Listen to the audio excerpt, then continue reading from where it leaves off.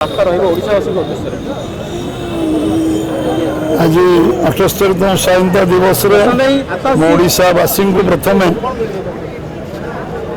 Bharatiya Janata party Odisha तरफ समस्त को शुभेच्छा जनइबी धन्यवाद देवी अभिनंदन जनइबी एभली एक अवसर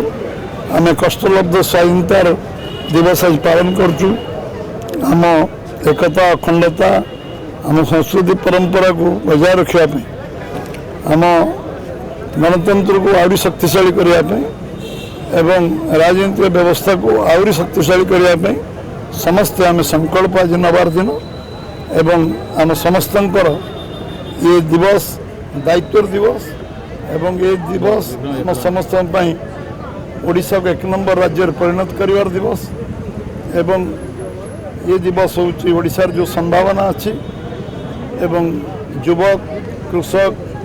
एवं महिला मान मुहर हस फुटेबार दिवस तापाई प्रतिबद्धतार दिवस एवं आम समस्ते एकाकार ही ओडिशार जो संभावना अच्छी जो खनिज संपद अच्छी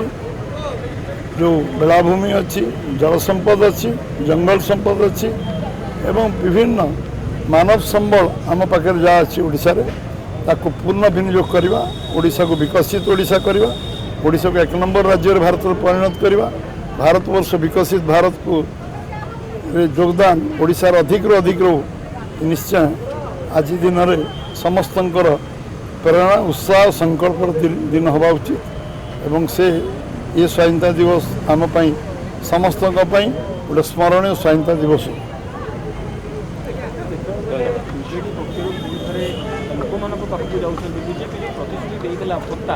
केवल 80 वर्ष ऊर्ध लोक दिज्व से कथा नहीं लोक पाक नवीन पट्टनायक आह्वान देते आसंता काली आज दिन में से आलोचना न हवा उचित स्वाधीनता दिवस समस्त गणतंत्र अधिकार अच्छी समस्ते बुलवार अधिकार अच्छी कहबार अधिकार अच्छी जो मैंने करना जो मैंने बुलवा चाहिए निश्चय आम बुलू आम चाहबू जे विरोधी दल नेता सब राज्यर सब कोण अनुकोण जातु लोकों दुख दुर्दशा समस्या बुझंतु एवं लोक समस्या जो समाधान जो जो डाहिनी आम परामर्श दिंतु यही कथा आम करें एवं ये कार्य को बीजेपी समाप्त करूँ बीजेपी करूँ से दायित्व से लिखिकी लिस्ट कर दिंतु जे मुझे काम 24 वर्ष भर करें बीजेपी कार्य करूँ निश्चित भाव में बीजेपी संकल्प नहीं आसी 5 वर्ष कार्य को आम पूरा करूँ जो काम से करिपारना स्वीकार करें आम सब कर